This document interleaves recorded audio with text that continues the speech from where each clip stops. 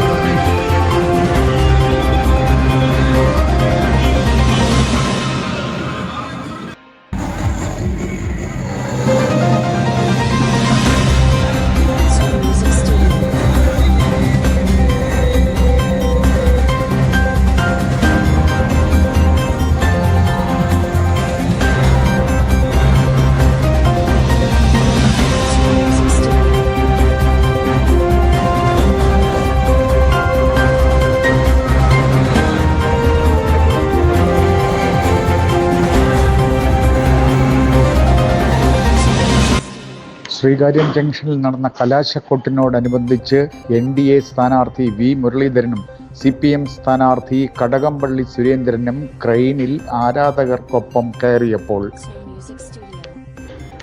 Video reporting Hari Kishore, reporter daily news.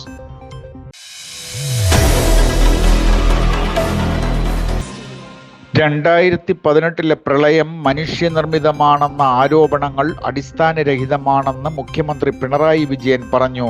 Mathew Kuzhalnadan പുറത്തുവിട്ട മന്ത്രി കൃഷ്ണൻകുട്ടിയുടെ ശബ്ദരേഖയിൽ പ്രതികരിക്കുകയായിരുന്നു മുഖ്യമന്ത്രി.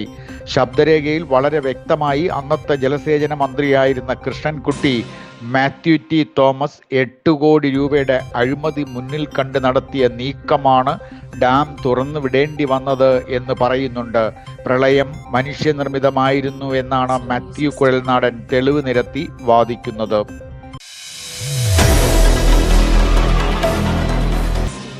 കേന്ദ്ര ആഭ്യന്തരമന്ത്രി അമിത്ഷായുമായി ഉദ്യോഗസ്ഥരെ ഒഴിവാക്കി രഹസ്യ കൂടിക്കാഴ്ച പിണറായി വിജയൻ എന്തിന് നടത്തി എന്ന് തുടങ്ങി 10 ചോദ്യങ്ങൾ പിണറായി വിജയന് തുറന്ന കത്തായി നൽകി AICC general secretary KC Venugopal.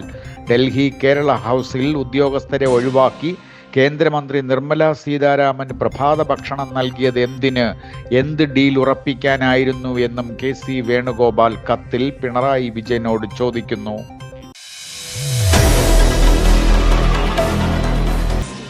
സിനിമയിലെ റോളുമായി ബന്ധപ്പെട്ട തർക്കത്തിൽ തന്നെ കുരുക്കിയതാണെന്നും ജാമ്യം വേണമെന്നും സംവിധായകൻ Ranjith Ernakulam first class judicial magistrate മുൻപാകെ ബോധിപ്പിച്ചു.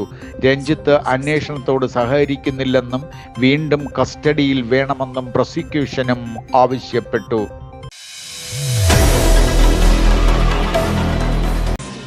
അമ്പലപ്പുഴയിൽ കേന്ദ്രസേനയെ വിന്യസിക്കണമെന്നാവശ്യപ്പെട്ട് G. സുധാകരൻ ഹൈക്കോടതിയിൽ പരാതി നൽകി. മണ്ഡലത്തിലെ 195 ബൂത്തുകൾക്കും സംരക്ഷണം നൽകണമെന്ന് G. സുധാകരൻ ആവശ്യപ്പെട്ടു.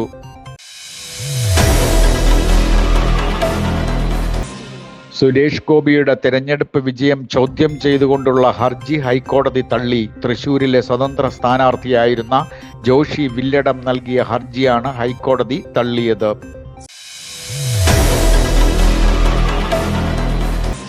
നിയമസഭാ തെരഞ്ഞെടുപ്പ് പരസ്യ പ്രചാരണം ഇന്ന് വൈകുന്നേരം 6 മണിയോടെ കലാശക്കൊട്ടിൽ അവസാനിച്ചു. നാളെ നിശബ്ദ പ്രചരണം, മറ്റന്നാൾ തെരഞ്ഞെടുപ്പ്.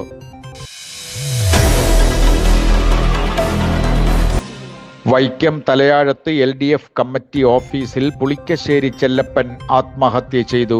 CPI നേതാക്കൾ ഉപജീവന മാർഗം നശിപ്പിച്ചു എന്ന് കർഷകനായ പുളിക്കശ്ശേരി ചെല്ലപ്പൻ സോഷ്യൽ മീഡിയയിൽ പങ്കുവച്ച വീഡിയോയിൽ പറയുന്നു. CPI-കാരനായ ചെല്ലപ്പനെ വേട്ടയാടിയ പാർട്ടി പ്രാദേശിക നേതാക്കളുടെ പേരും ആത്മഹത്യാക്കുറിപ്പിൽ ചെല്ലപ്പൻ പറഞ്ഞിട്ടുണ്ട്.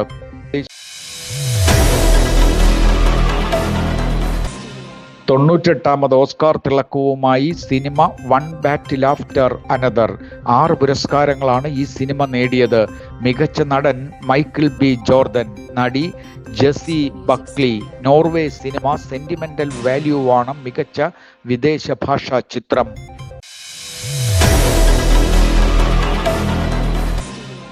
ലുലു ഗ്രൂപ്പിലെ ജീവനക്കാർക്ക് കൃത്യസമയത്ത് ശമ്പളം നൽകുന്നത് തുടരുമെന്ന് മലയാളി വ്യവസായി MA യൂസഫ് അലി ഫുജൈറയിൽ പറഞ്ഞു.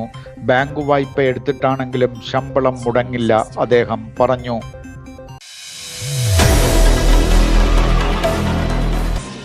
അമേരിക്ക ഇറാന് നൽകിയ സമയപരിധി അവസാനിക്കാനിരിക്കെ ടെഹ്റാനിൽ വൻ സ്ഫോടനങ്ങൾ ഉണ്ടായതായി വാർത്തകൾ. യുദ്ധവിമാനങ്ങൾ ടെഹ്റാനിൽ വട്ടമിട്ട് പറക്കുന്നതായും അൽ ജസീറ TV റിപ്പോർട്ട് ചെയ്തു. ഇന്ന് പ്രാദേശിക സമയം രാത്രി 9 മണി വരെ ട്രെയിൻ യാത്ര മാറ്റിവെക്കാൻ ഇസ്രായേൽ ഇറാൻ പൗരന്മാർക്ക് മുന്നറിയിപ്പ് നൽകി.